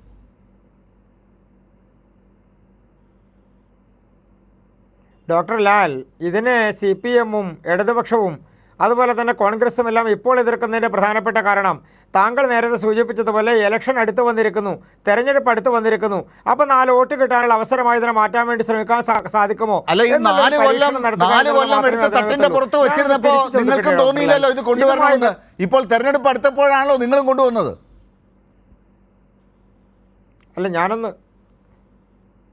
ഞാനൊന്ന് പൂർത്തിയാക്കട്ടെ എന്ന്. അതായത് ഈ നിയമവുമായി ബന്ധപ്പെട്ടുകൊണ്ട് നമ്മുടെ രാജ്യത്ത് ഒരു പൗരനും, നമ്മുടെ രാജ്യത്ത് നിലവിലുള്ള ഒരു പൗരനും ഒരു മതത്തിൻ്റെ അടിസ്ഥാനത്തിലും ഒരു മറ്റ് നടപടിക്രമങ്ങളുടെ അടിസ്ഥാനത്തിലും പൗരത്വം നഷ്ടപ്പെടാൻ വേണ്ടി പോകുന്നില്ല. നമ്മുടെ അഫ്ഗാനിസ്ഥാനിൽ നിന്നും പാകിസ്ഥാനിൽ നിന്നും ബംഗ്ലാദേശിൽ നിന്നും വരുന്ന ആളുകൾക്ക്, അവിടെ നിന്ന് വരുന്നവർക്ക് ഒരു പ്രത്യേക മതത്തിൽപ്പെട്ട ആളിന് പൗരത്വം നഷ്ടപ്പെടും. ആ കാര്യത്തിൽ താങ്കൾക്ക് തർക്കമില്ലല്ലോ?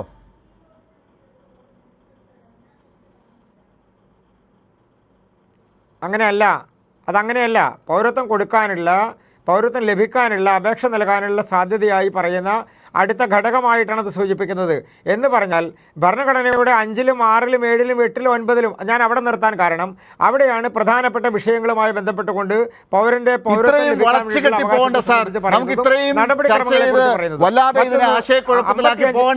ഈ പറയുന്ന 3 രാജ്യങ്ങളിലെ മുസ്ലിങ്ങളായ ആളുകളാണെങ്കിൽ അവർക്ക് പൗരത്വം കിട്ടില്ല, അവർക്ക് അപേക്ഷിക്കാൻ പോലും പറ്റില്ല. മറ്റ് മതങ്ങളിൽപ്പെട്ടവർക്ക് മാത്രം അപേക്ഷിക്കാം. ഇനി ഈ മറ്റ് മതങ്ങളിൽപ്പെട്ടവരെ നിങ്ങൾ എങ്ങനെയാണ് കണ്ടുപിടിക്കാൻ പോകുന്നത്? അവരുടെ പേര് വെച്ചിട്ടോ, അതോ അവരുടെ വേഷങ്ങൾ വെച്ചിട്ടോ, അതോ അവരുടെ ഭക്ഷണശീലം നോക്കി മനസ്സിലാക്കിയിട്ടോ? എന്താണ്? ലാൽ എങ്ങനെയാണ് അവരെ മനസ്സിലാക്കുക? ലാൽ എങ്ങനെയാണ് ആ ആളുകളെ മനസ്സിലാക്കുക? ഞാനിങ്ങനെ ആളുകളെ കണ്ടു കഴിഞ്ഞാൽ ഉടനെ അവരുടെ മതം നോക്കി നടക്കാറില്ല. മതം നോക്കിയിട്ടല്ല അവരുടെ പൗരത്വത്തെ കുറിച്ച് ആളുകളെ മനസ്സിലാക്കുന്ന രീതി എന്താ? അല്ല, നമ്മുടെ പാനലിലിരിക്കുന്ന ശ്രീ ശിവദാസനും ശ്രീ ശ്രീകുമാറും ശ്രീ ജേക്കബും ഒക്കെ ഈ ആളുകളെ എങ്ങനെയാണ് മനസ്സിലാക്കുന്നത്? അതിനപ്പുറത്തേക്ക് ഒരു വിവേചന രീതിയൊന്നും എൻ്റെ കയ്യിലില്ല ഇവരെ സംബന്ധിച്ച് മനസ്സിലാക്കാൻ. ശരി, അതാണ്. അതൊരു രാജ്യം ഒരു നിയമം ഉണ്ടാക്കുമ്പോൾ അങ്ങനെയാണ്. ജേക്കബും ശ്രീ ശിവദാസനും ശ്രീ ശ്രീകുമാറും അല്ലെങ്കിൽ ഞാനും ഒക്കെ എങ്ങനെയാണ് കാര്യങ്ങൾ നോക്കിക്കാണുന്നത് എന്ന വ്യക്തിപരമായ നിലപാടുകൾ എടുക്കുന്നത് പോലെയാണ് ഒരു രാജ്യം ഒരു നിയമം ഉണ്ടാക്കേണ്ടത്. മതവും പൗരത്വവും ഒക്കെ കൂട്ടിക്കുഴച്ച് മുന്നോട്ട് കൊണ്ടുപോകേണ്ടത്. ശ്രീ കെ ജെ ജേക്കബ്, താങ്കൾ BJPയുടെ വിശദീകരണത്തിൽ എന്ത് അപകടമാണ് കാണുന്നത്?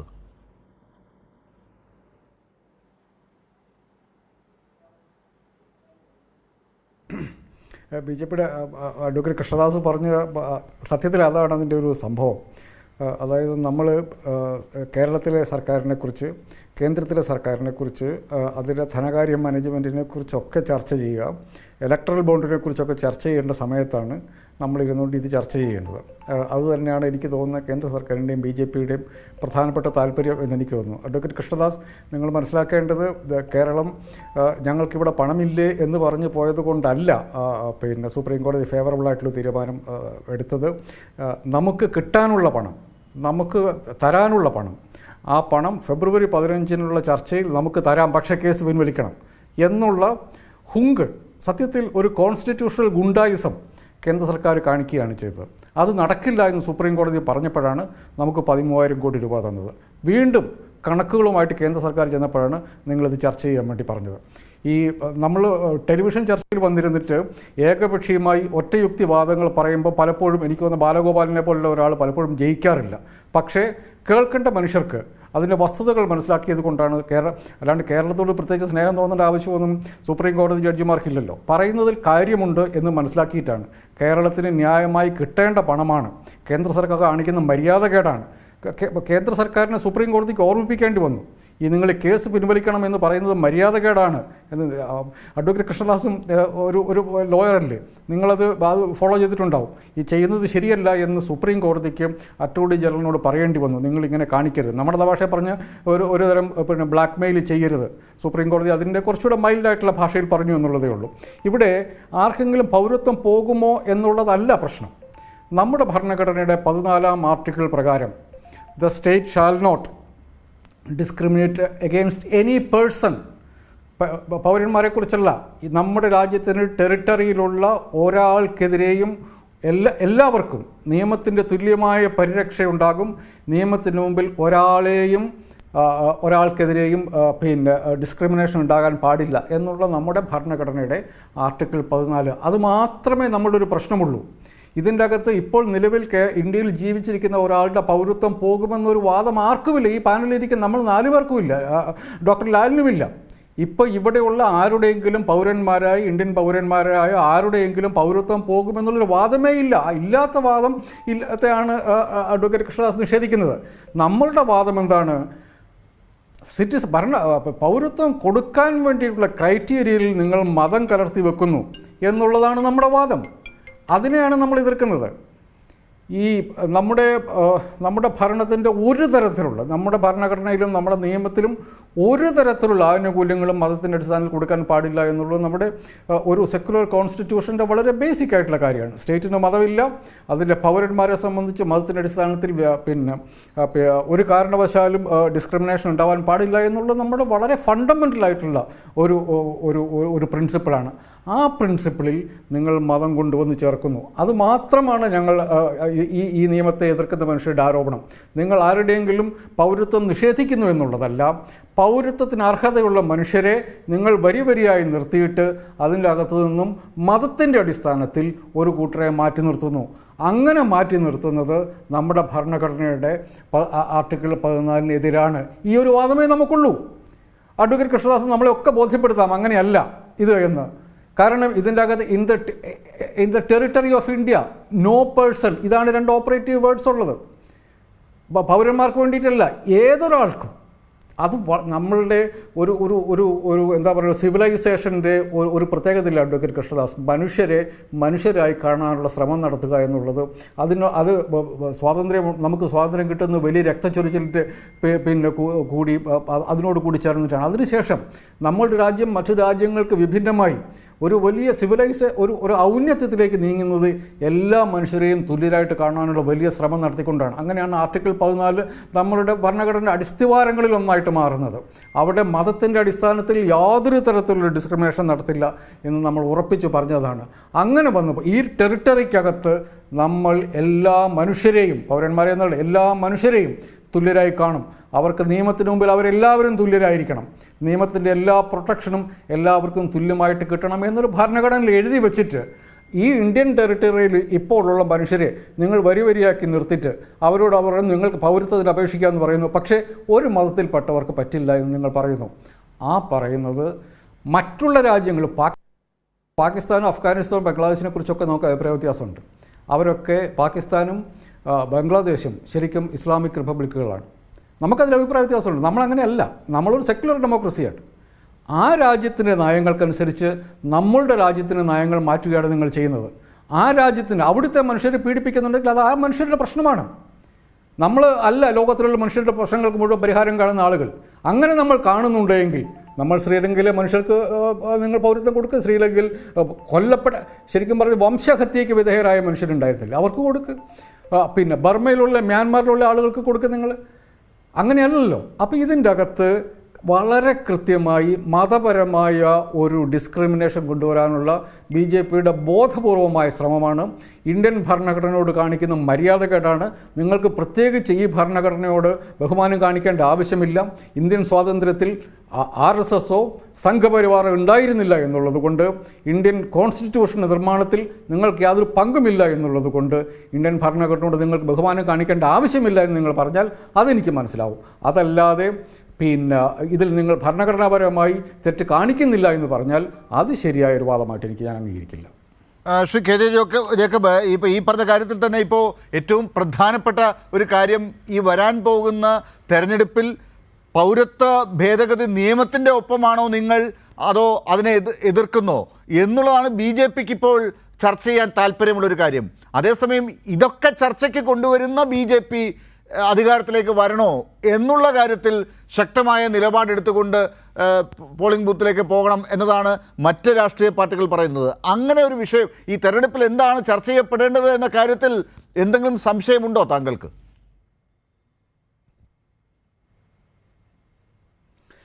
ഇതിൻ്റെ അകത്ത് നമ്മൾ ഈ നിയമത്തെ വെച്ച് മാത്രമല്ല കാണേണ്ടത്.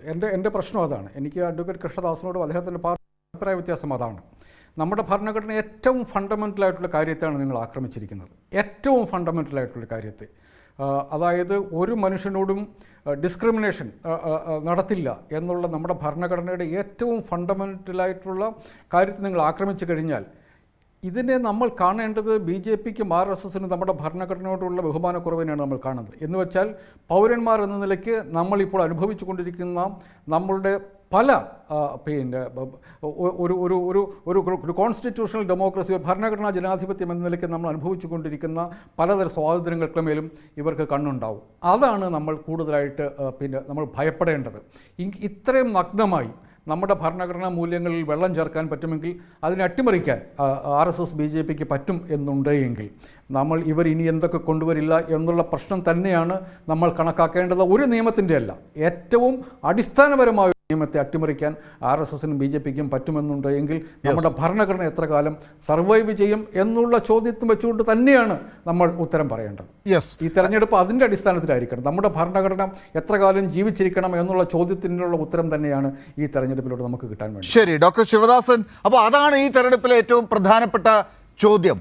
ആ ചോദ്യം ആര് ചോദിക്കുന്നു, അതിൽ ആരാണ് BJPക്കെതിരെ ശക്തമായ നിലപാടെടുക്കുന്നത് എന്ന കാര്യമാണ് ഒരുപക്ഷെ ഇവിടെ ഏറ്റവും കൂടുതൽ ജനം മനസ്സിലാക്കേണ്ട ഒരു കാര്യം.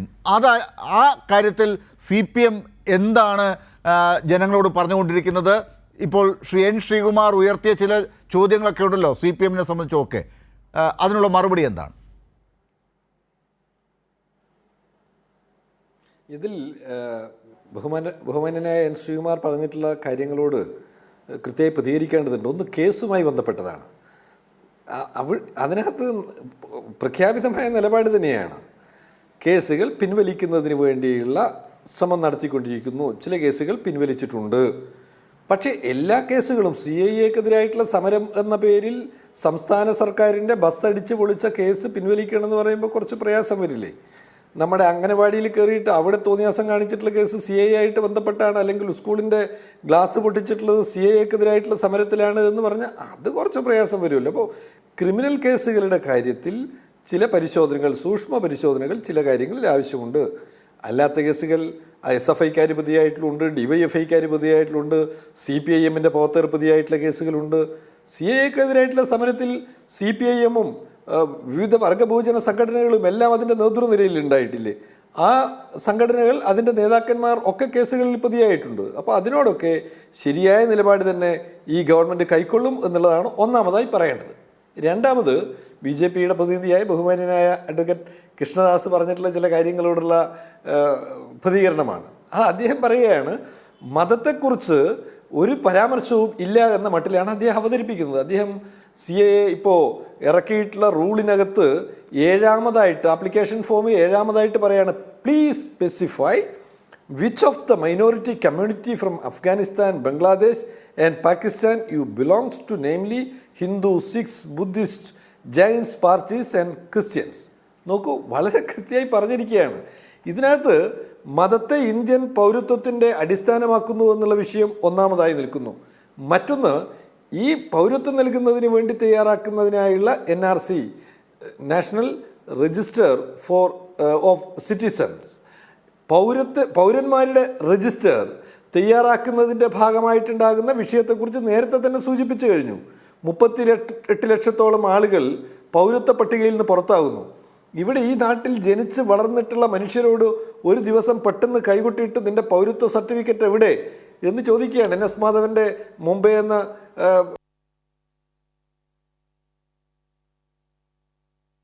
ഒരു കുട്ടിയോട് പെട്ടെന്ന് കൈകൊട്ടി ചോദിക്കുകയാണ്, എവിടെയാണ് നിന്റെ സർട്ടിഫിക്കറ്റ്? അവന് പല നിലയിലും അവൻ്റെ പൗരത്വ കാർഡ്, അവൻ്റെ ഐഡൻറ്റിറ്റി കാർഡൊക്കെ ചിലപ്പോൾ നഷ്ടപ്പെട്ടു പോയിട്ടുണ്ടാവും. അത് തീപിടുത്തത്തിലാവാം, വെള്ളപ്പൊക്കത്തിലാവാം, പല കാരണങ്ങളാൽ.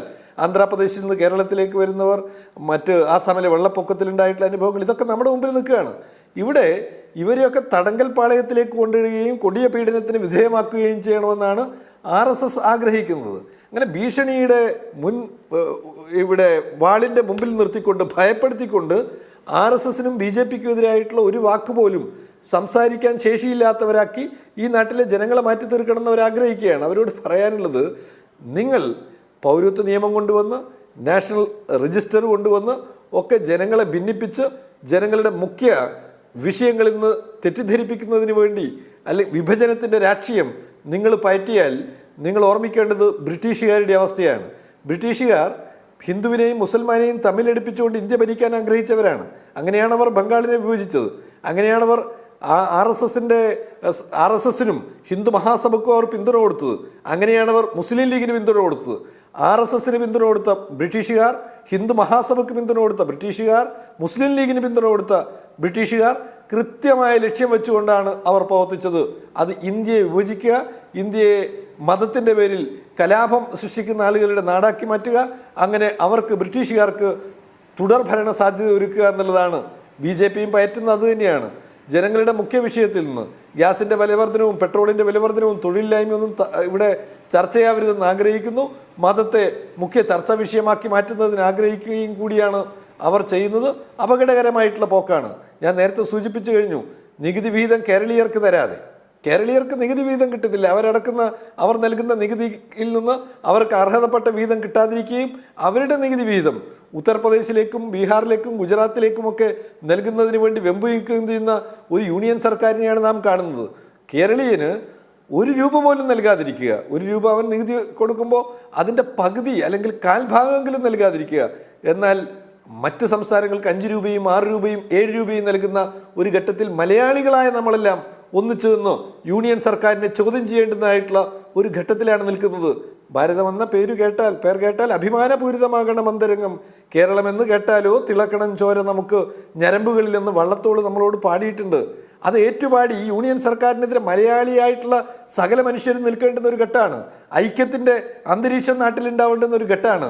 ആ ഘട്ടത്തിലാണ് മതം പറഞ്ഞ് ജനങ്ങളെ തമ്മിലടിപ്പിക്കുന്നതിന് വേണ്ടി RSSും BJPയും ശ്രമിക്കുന്നത്. ഇതിൽ നിന്ന് ബഹുമാന്യനായ അഡ്വക്കേറ്റ് കൃഷ്ണദാസിനെ പോലുള്ള ആളുകൾ പിന്മാറുന്നതാണ് നല്ലത് എന്നുള്ളതാണ് അങ്ങയോട് വ്യക്തിപരമായി കൂടി എനിക്ക് ഓർമ്മപ്പെടുത്താനും തീർച്ചയായിട്ടും. ശ്രീ N. ശ്രീകുമാർ, ഈ ഒരു ചർച്ചയിൽ ഒരുപക്ഷെ CAA സംബന്ധിച്ച് കോൺഗ്രസ്സിന് ഒരുപക്ഷെ ഇടതുപക്ഷവുമായി ഉള്ള ഒരു നിലപാട് തന്നെയാണുള്ളത് എന്ന് വേണമെങ്കിൽ പറയാം. പക്ഷേ അതല്ല എൻ്റെ ചോദ്യം. ഈ പറയുന്ന വിഷയത്തിൽ മാത്രം ഒരു കയ്യടി കൊടുത്തുകൊണ്ടായില്ലല്ലോ. എന്താണ് കോൺഗ്രസ് ഈ കാലം അത്രയും ചെയ്തുകൊണ്ടിരിക്കുന്നത് എന്നൊരു ചോദ്യമുണ്ട്. ഇപ്പോൾ ഈ 2019 മുതൽ 19 സീറ്റും 2019 19 സീറ്റും കേരളത്തിൽ നിന്ന് നേടിപ്പോയ MP-മാർ ആണ് അവിടെ പോയി ഇപ്പോൾ വീണ്ടും ഒരു തെരഞ്ഞെടുപ്പിനെ നേരിടാൻ പോകുന്നൊരു ഘട്ടമുണ്ടായിരിക്കുന്നത്. 18 MP-മാരാണ് ഇപ്പോൾ ഉള്ളത് 19-ൽ.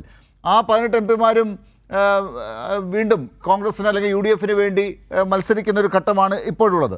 ഈ ഒരു ഘട്ടത്തിൽ എന്താണ് നിങ്ങൾ ഈ BJP-യെ ഈ നിലയിലേക്ക് എത്തിക്കാതിരിക്കാൻ കോൺഗ്രസ് എന്താണ് അവിടെ ചെയ്തുകൊണ്ടിരുന്നത് എന്ന് പറയണ്ടേ?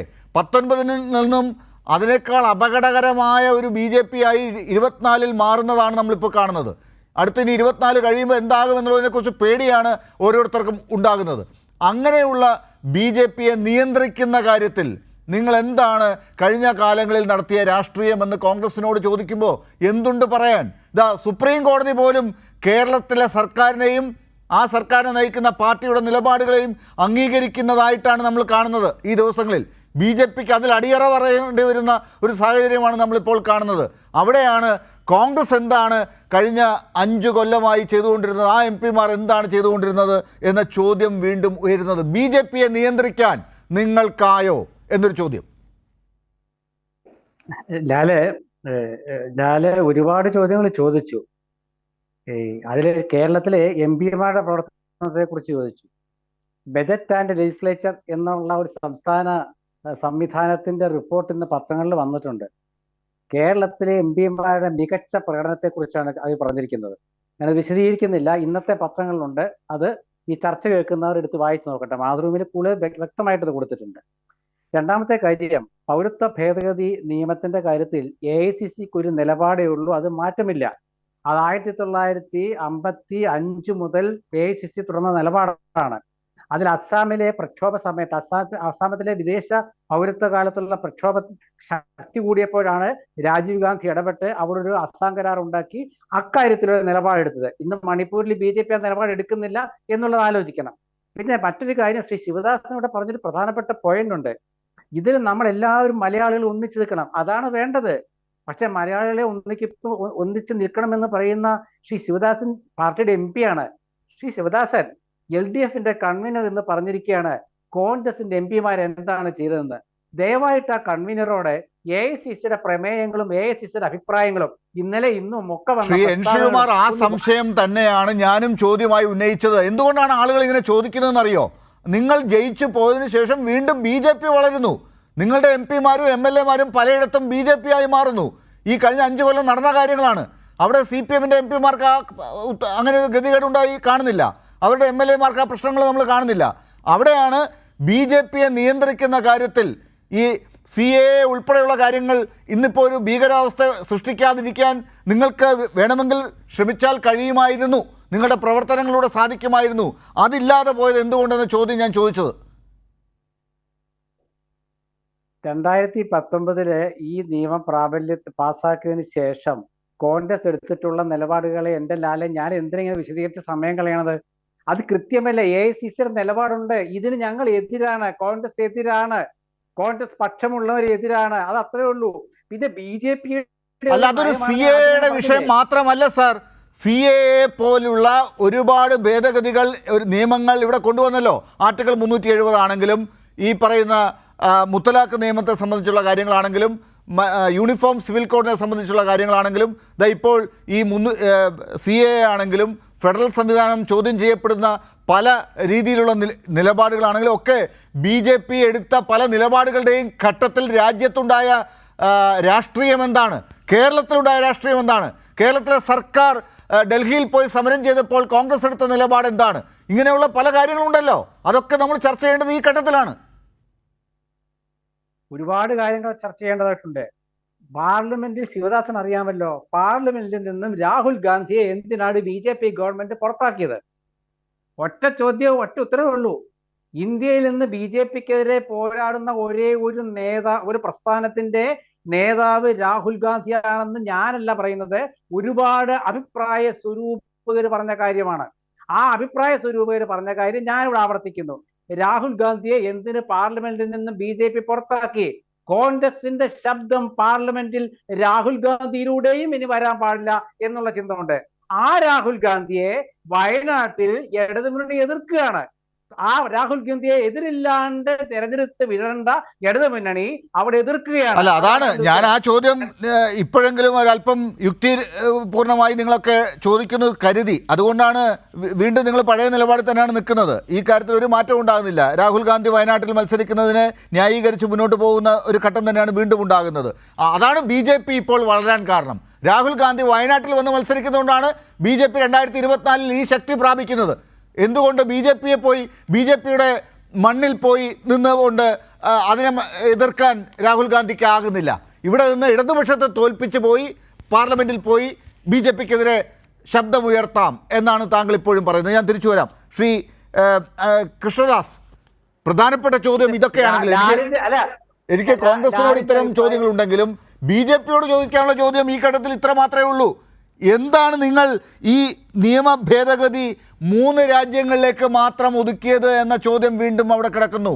എന്തുകൊണ്ടാണ് നിങ്ങൾക്ക് മതത്തിൻ്റെ പേരിലുള്ള പീഡനം മാത്രം ഒരു പ്രശ്നമായി മാറുന്നത് എന്ന ചോദ്യം അവിടെ നിൽക്കുന്നു. ഇതിനൊക്കെയുള്ള ഉത്തരം ഒന്നേ ഉള്ളൂ. നിങ്ങൾക്ക് ഈ രാജ്യത്ത് നിങ്ങളുടെ വോട്ട് വർദ്ധിപ്പിക്കുന്ന വിഭാഗങ്ങൾ കൂടിക്കൊണ്ടിരിക്കണം എന്നുള്ളത് മാത്രമേ നിങ്ങളുടെ ലക്ഷ്യമായിട്ടുള്ളൂ. അതല്ലാതെ ഈ രാജ്യത്തെ ജനങ്ങൾക്ക് വേണ്ടി ഒന്നും നിങ്ങൾക്ക് താല്പര്യപ്പെട്ട് ചെയ്യാനായി സാധിച്ചു എന്ന് നിങ്ങൾക്ക് ചൂണ്ടിക്കാട്ടാനില്ല.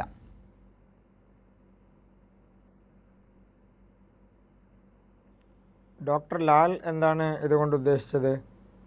ഈ രാജ്യത്ത് അനധികൃതമായി കുടിയേറ്റപ്പെട്ടിട്ടുള്ള, അനധികൃതമായി കടന്നു കയറുന്ന, പ്രത്യേകിച്ച് ശ്രീ ജേക്കബ് നേരത്തെ സൂചിപ്പിച്ചതുപോലെ ബംഗ്ലാദേശിനെ സംബന്ധിച്ചാണെങ്കിലും അഫ്ഗാനിസ്ഥാനെ സംബന്ധിച്ചാണെങ്കിലും പാകിസ്ഥാനെ സംബന്ധിച്ചാണെങ്കിലും ആ രാജ്യങ്ങളെല്ലാം അവരവരുടെ മതപരമായിട്ടുള്ള നിലപാടുകളുമായി ബന്ധപ്പെട്ടുകൊണ്ട് സുശക്തമായി നിൽക്കുന്ന രാജ്യങ്ങളാണ്. അവിടെ ഏതെങ്കിലും തരത്തിൽ വിവേചനം അനുഭവിക്കുന്ന ആളുകൾ അത് ഒരു സമൂഹത്തെക്കുറിച്ച് മാത്രമല്ലല്ലോ പറയുന്നത്.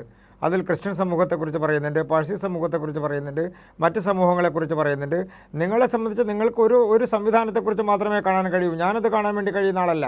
ഞാൻ എല്ലാ വിഭാഗങ്ങളെയും ഒരുപോലെ കാണാൻ കഴിയുന്ന വിചാരിക്കുന്ന ആളാണ്. ഇല്ല, എല്ലാ വിഭാഗങ്ങളും നിങ്ങൾ ഒരുപോലെ കാണുന്നില്ല. ആ രാജ്യങ്ങളിലെ ചില മതങ്ങളെ നിങ്ങൾ മാറ്റി നിർത്തുന്നതാണ്.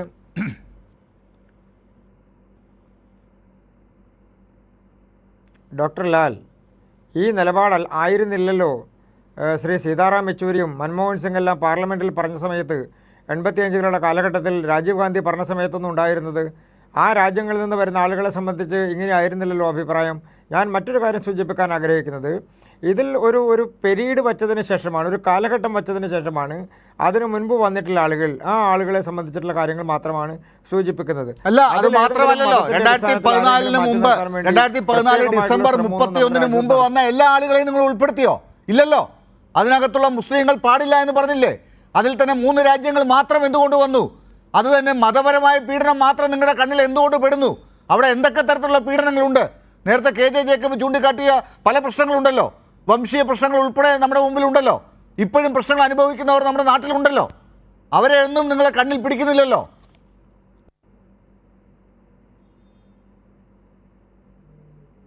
KJ ജേക്കബ് ചൂണ്ടിക്കാട്ടിയൊരു വിഷയത്തെ കാണിച്ചുകൊണ്ടാണല്ലോ ഞാൻ പറഞ്ഞത്. ഞാൻ തെറ്റായ കാര്യം പറഞ്ഞില്ലല്ലോ. അദ്ദേഹം പറഞ്ഞ കാര്യത്തെ തന്നെയാണ് ഞാൻ പറഞ്ഞത്. അദ്ദേഹത്തിന് ആ കാര്യത്തോടുള്ള വീക്ഷണവും ശിവദാസന് ആ കാര്യത്തോടുള്ള വീക്ഷണവും ശ്രീകുമാറിന് ആ കാര്യത്തോടുള്ള വീക്ഷണവും അല്ല എൻ്റെ വീക്ഷണം എന്നേ ഞാൻ പറഞ്ഞുള്ളൂ. സർക്കാർ ഒരു നിലപാട് സ്വീകരിച്ചിരിക്കുന്നു, സർക്കാർ ഒരു നിയമം കൊണ്ടുവന്നിരിക്കുന്നു, ആ നിയമത്തിൻ്റെ അടിസ്ഥാനത്തിൽ സുപ്രീം കോടതിയിൽ കേസുകൾ നിലനിൽക്കുന്നു. അതിൻ്റെ നടപടികൾ പൂർത്തീകരിക്കപ്പെടുന്ന സമയത്ത് ആ നിയമത്തെ സംബന്ധിക്കുന്ന കാര്യങ്ങൾ ചർച്ച ചെയ്യപ്പെടുമല്ലോ. ആർക്ക് കൊടുക്കണം, ആർക്ക് കൊടുക്കണ്ട എന്നുള്ളതിനെ സംബന്ധിച്ച് നമ്മുടെ ഭരണഘടന വിശദമായി ചർച്ച ചെയ്യപ്പെടുമല്ലോ. ശ്രീ KJ ജേക്കബ് എന്നോട് ചോദിച്ചൊരു പ്രധാനപ്പെട്ട ചോദ്യം, ഭരണഘടന ഉണ്ടാകുന്ന സമയത്ത് കൃഷ്ണദാസിൻ്റെ പാർട്ടിക്കാർ അല്ലെങ്കിൽ BJPക്കാർ അല്ലെങ്കിൽ RSSകാർ നിങ്ങൾക്ക് വലിയ റോളൊന്നും ഉണ്ടായിരുന്നില്ലല്ലോ എന്നുള്ളതാണ്. എന്ന് പറഞ്ഞാൽ ഈ രാജ്യത്തൊരു 10, 25, 30 കൊല്ലം കൂടി കഴിയുമ്പോൾ ഭരണഘടന ഉണ്ടാകുന്ന കാലത്തുണ്ടായിരുന്ന ഒരാളും ജീവിച്ചിരിക്കണമെന്ന് നിർബന്ധമില്ലല്ലോ. അതിനർത്ഥം നമ്മൾ ആ കാലഘട്ടത്തിൽ ജീവിച്ചിരുന്ന ആളുകൾ പറഞ്ഞൊന്നും കേൾക്കാൻ പോകുന്നില്ല എന്നുള്ളതാണോ? എന്താണ് അദ്ദേഹം ഉദ്ദേശിച്ചത് എന്നുള്ളത് എനിക്കറിയില്ല.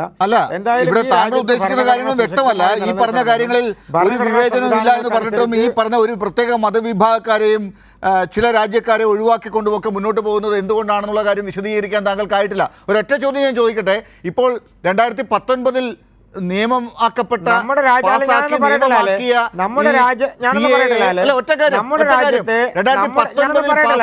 ഈ നിയമം ഈ 4 വർഷം കഴിഞ്ഞിട്ടും ഒറ്റ കാര്യം കൊണ്ട് ഞാൻ പൂർത്തിയാക്കാം. ഒറ്റ കാര്യമുണ്ട് സാർ, കോടതിയിൽ നിങ്ങൾ പറഞ്ഞിരിക്കുന്നത് ചട്ടം ഇപ്പോഴും ഉണ്ടാക്കില്ല എന്നാണ്. ഇപ്പൊ എന്തുകൊണ്ടാണ് പെട്ടെന്ന് തെരഞ്ഞെടുപ്പിന്റെ തലേ ദിവസം ഈ ചട്ടം ഉണ്ടാക്കാമെന്ന് തോന്നിയത്? എന്തുകൊണ്ടാണ്?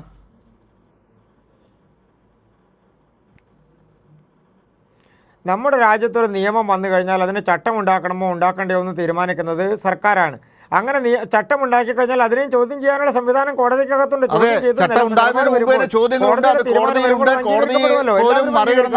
സർക്കാർ ചോദ്യം ചെയ്യപ്പെടേണ്ടതുണ്ട്. KJ ജേക്കബ്, വലിയ പ്രശ്നങ്ങളുണ്ട് ഈ CAA നടപ്പിലാക്കുന്ന കാര്യത്തിലൊക്കെ, നിയമപരമായ പ്രശ്നങ്ങളൊക്കെ ഉണ്ട്. പലരും കോടതിയിലേക്ക് പോയിട്ടുണ്ട്. അപ്പോൾ BJPക്കും അതറിയാം. അവർക്കിപ്പോൾ വേണ്ടത് ഇത് നടപ്പിലാക്കുക എന്നുള്ളതിനേക്കാൾ അപ്പുറം ഈ കാണുന്ന തർക്കങ്ങൾ തന്നെയല്ലേ?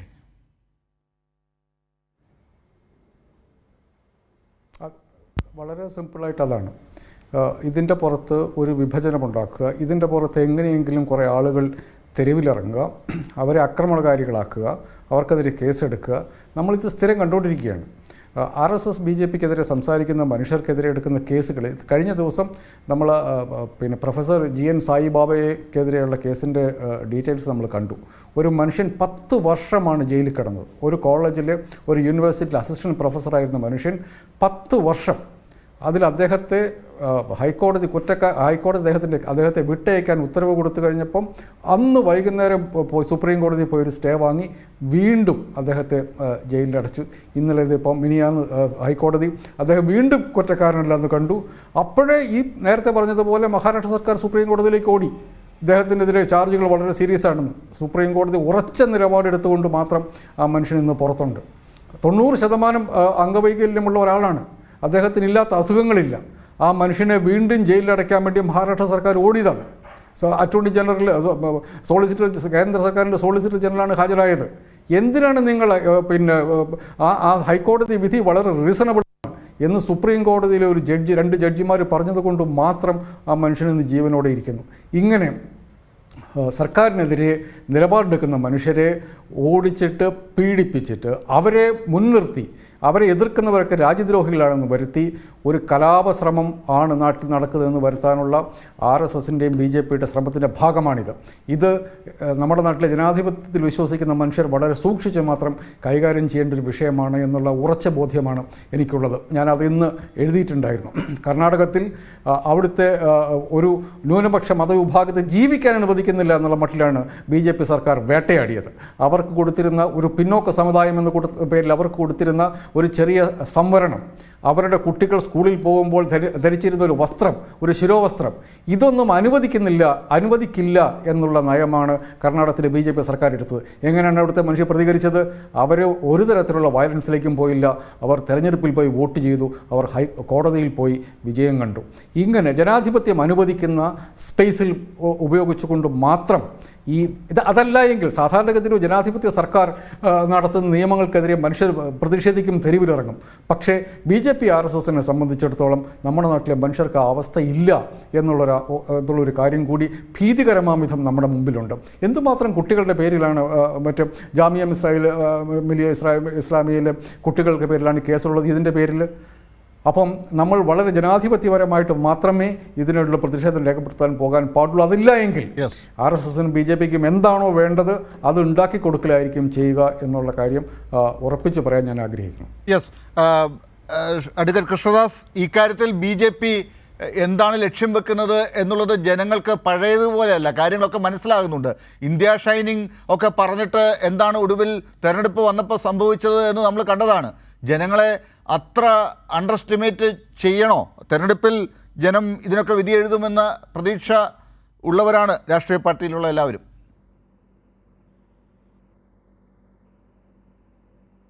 ഡോക്ടർ ലാൽ, സർക്കാർ മുന്നോട്ട് വെച്ചിട്ടുള്ള ഒരു വിഷയത്തെ സംബന്ധിച്ച് അതിലൊരു വിഷയം മാത്രമാണ് ഇതുമായി ബന്ധപ്പെട്ടുകൊണ്ട് പുറത്തു വന്നിട്ടുള്ളത്.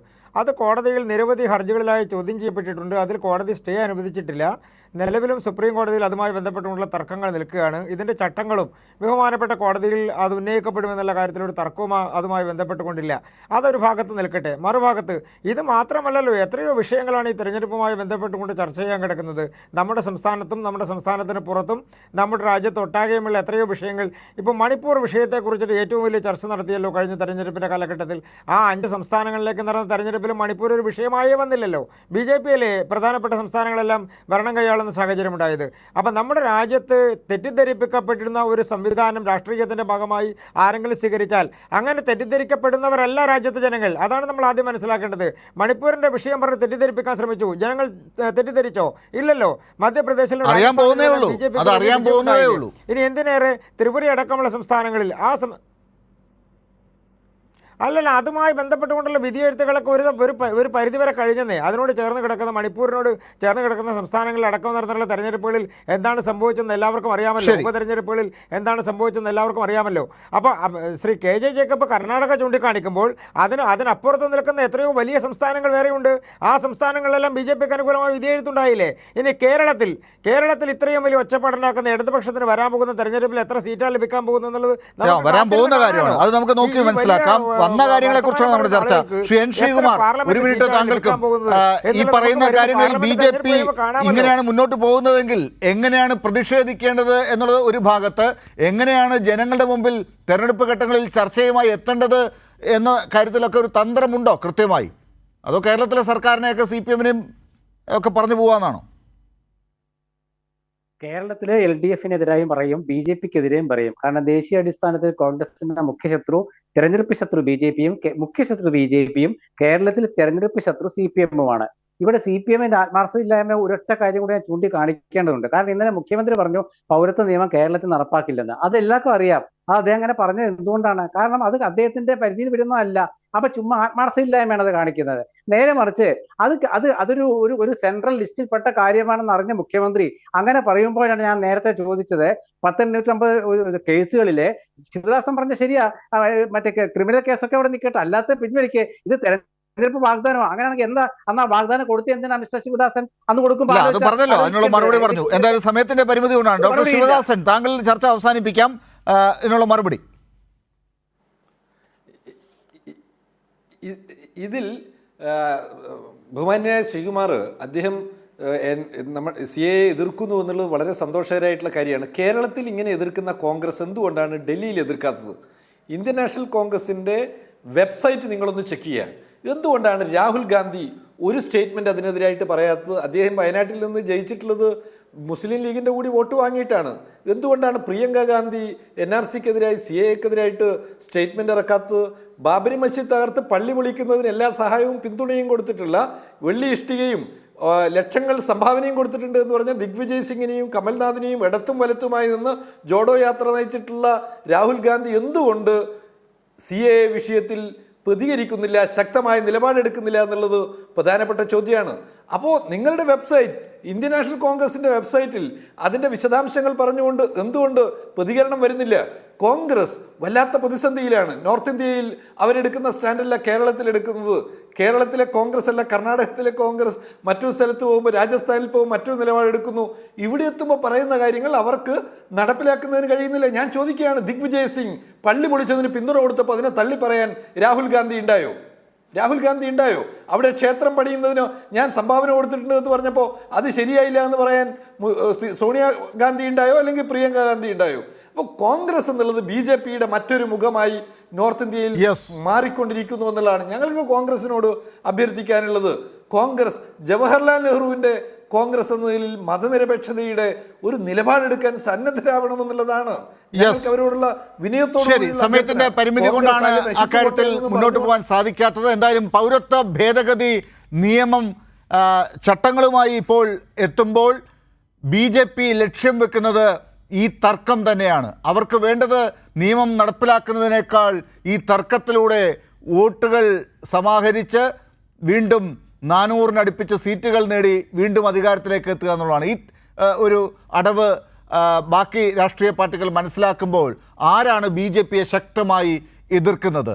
BJPക്കെതിരെ ശക്തമായി നിലപാടെടുത്താൽ അത് കോൺഗ്രസ്സിന് അപകടമുണ്ടാക്കുമോ? ഈ പൗരത്വ ഭേദഗതി നിയമത്തിൻ്റെ പേരിൽ ശക്തമായി പ്രതികരിക്കാൻ കോൺഗ്രസ്സിന് കേരളം വിട്ടുള്ള സംസ്ഥാനങ്ങളിലും ഡൽഹിയിലുമൊക്കെ സാധിക്കുമോ? ഇതൊക്കെ വരുന്ന ദിവസങ്ങളിലാണ് തിരിച്ചറിയേണ്ടത്. വളരെ നന്ദി ചർച്ചയിൽ ചേർന്നതിന് doctor Sivadasan, N. Sreekumar, advocate Krishnadas, KJ Jacob. News and views അവസാനിക്കുന്നു.